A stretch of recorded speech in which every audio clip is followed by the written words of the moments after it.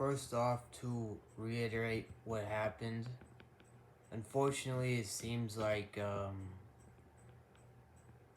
phage treatment at some point severely inflamed my Crohn's disease. I was having, in addition to what seemed like die-off symptoms like extreme fatigue, rashes, hives. I was literally passing out in the middle of the day for hours, etc. I was having liquid diarrhea like I hadn't had in years.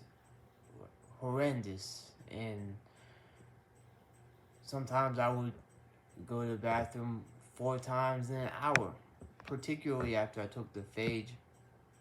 I'm 100% sure it is the phage, especially now that I've came off of it and things are starting to normalize. Another indication that my inflammation has spiked up significantly is I got an ear infection, and my other ear is hurting as well. Hopefully it won't develop into an infection, so I'm treating that. So that was definitely an unexpected negative. I was worried that I would have bladder issues, which I did. I had bladder pain when I'm off the antibiotic. That's just because my bladder is damaged permanently. Hence, I would say an IC diagnosis in addition to the infections, but pain I can deal with. Ruining my entire life with these infections, I cannot. So now that I've had a break from the phages, it's only been 2 days now. On day 3, these effects are starting to go away, which is good. Unfortunately, I'm going to have to almost certainly use this same phage again for 2 to 3 weeks. So that's something that I'll be discussed a bit later. As for right now, my main concern is after the phage is stopped that I don't get a urinary tract infection at all, of course, but firstly, avoid getting one before I actually have to run the test. Because if I run the test on antibiotics, you're supposed to be off of antibiotics for at least 5 days. It could disrupt the test. So my greatest fear, of course, would be, say, 6 days after I stop the phage, we retested 10 days. Unfortunately, retesting involves having to ship it, which even with express shipping internationally is going to take at least 2 weeks. So, hopefully that's all clear. So, the worst case scenario would be I get a severe urinary tract infection, say 5 days before I'm supposed to test within that 10-day period, and then I'm like, what am I supposed to do? I need to get this test, it's vital, but I have to treat this infection or it's gonna get super severe, move to my testicle, etc. So I need a bit of luck in that regards. I'm really hoping that doesn't happen.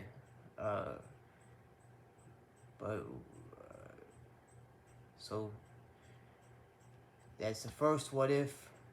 Secondly would be avoiding getting a urinary tract infection before I can go back on the phages. After that first phage, that's going to have to ship, have to wait time for the urine to be analyzed. So then, before we determine what the next form of treatment is, which will either be it could be an additional phage added in. Right, there's this one intestinophage which does great with a wide variety of bacterias. Now, to make things even more complicated, a nightmare would be this test coming back with, say, an E. coli and such that I thought I had eradicated and didn't show up on other tests. Not even going to think about that. So you see how complex this gets. And really all I can do is just hope for the best. Hope at the very least, it's just a matter of luck and their levels to the amount of suffering that can happen. So I'm waiting for that, and I'll have more information on things once that test comes back and how I'll proceed. Again, very, very weird that I had this Crohn's reaction. I know you can't tell because of the horrible camera quality, but I've gotten significantly paler, and such and such. Just it triggered up this nasty Crohn's inflammation. It's coming down now on a carnivore, but I was really doing well. It seemed like, and then I kind of had a left field had this thing happen. But I'm hoping for luck in the future, and I'm hoping things work out. I guess on a more broad basis, I am getting better at dealing with the what ifs as they come rather than obsessing over them. I have to cut myself a break. This is very, very serious stuff, and you can very easily get the walls can cave in, and not only is there intense suffering, there's the potential to have nothing left for treatment. So with that being said, I'm gaining the strength to just not worry about stuff I can't control. So this next week, as I recover from this Crohn's flare, as I recover from having to use kratom for this severe stomach pain, I still have stomach pain as you would expect, and it sucks, but it is manageable. It's not severe that just had to be treated. And even when it was treated, it was so severe. The kratom, it's not like the pain would still often be there, just reduced. Definitely was in a place where I could have stayed a week at the hospital.